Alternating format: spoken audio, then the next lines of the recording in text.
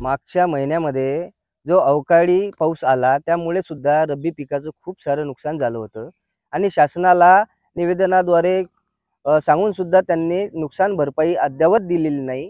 त्यामुळे शेतकरी हवालदिल झालेला आहे आणि कालच्या मुसळधार पावसामुळे सुद्धा रब्बी पिकाचं अतिशय जास्त प्रमाणामध्ये नुकसान झालं।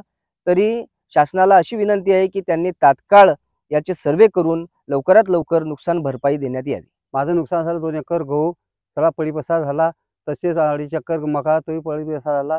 मला काहीच सुचत नाही, कुटुंब मोठं आहे आणि काय करा, काय आत्महत्या करा की काय करा, तुमची मदत खरी बा। मला एकरी 25,000 रुपये खर्च आला, मग काही सुचत नाही, मला जे बोलता चालता येत नाही की हे पाहून नुकसान मला हे झालं।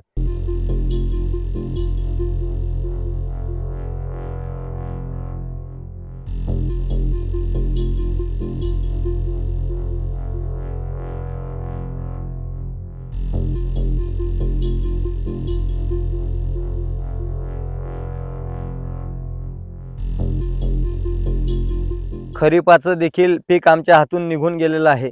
खरीपाची आशा आता रब्बीवर भागवा म्हटलं तर पूर्ण खर्च करून देखील उत्पादन खर्च देखील भरून निघण्याची या ठिकाणी शाश्वती राहिलेली नाही।